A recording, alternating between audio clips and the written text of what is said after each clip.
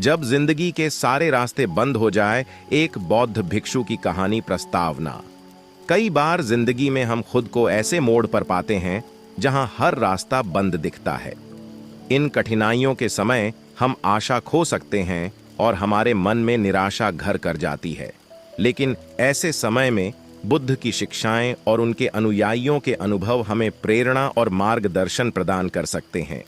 यह कहानी एक बौद्ध भिक्षु की है जो अपने धैर्य, समझ और आत्मविश्वास से एक नए रास्ते की खोज करता है। कहानी प्राचीन समय की बात है। एक छोटे से गांव में एक बौद्ध भिक्षु नामक अर्जुन रहते थे। अर्जुन ने अपने जीवन का अधिकतर हिस्सा ध्यान और शिक्षाओं में व्यतीत किया था। वह गांव में सभी के प्रिय थे और लोग उनके पास अपने समस्याओं का समाधान ढूंढने आते थे। एक दिन गांव में एक भयंकर बाढ़ आई।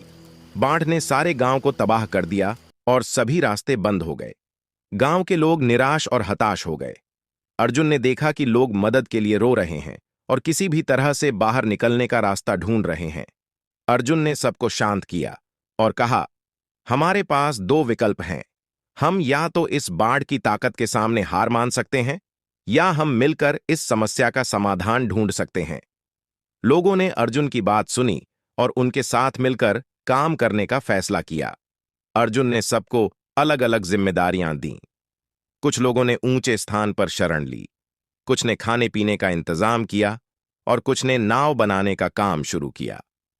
अर्जुन ने अपनी ध्यान की शिक्षा का उपयोग करते हुए एक नई दिशा में सोचना शुरू किया। उन्होंने गांव के पास की पहाड़ियों पर एक नया रास्ता खोजा जिससे लोग सुरक्षित स्थान तक पहुंच सकें। उनके धैर्य और आत्मविश्वास ने सभी को नई आशा दी।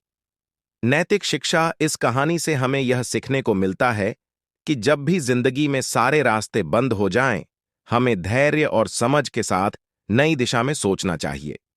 निराशा में घबराने के बजाय समस्या का समाधान खोजने में अपना मन और ऊर्जा लगाना चाहिए। बौद्ध भिक्षु अर्जुन की तरह हम भी कठिनाइयों का सामना करते हुए नई राह खोज सकते हैं और दूसरों को भी प्रेरित कर सकते हैं। हर समस्या के भीतर समाधान छिपा होता है। हमारे दृष्टिकोण और सोचने की शक्ति से ही हम उन समाधान को पा सकते हैं। इस कहानी की तरह जब भी हम अपने जीवन में बंधन महसूस करें, हमें शांत मन से सोचना चाहिए और नए रास्ते खोजने चाहिए। यही बुद्ध की शिक्षा का सार है।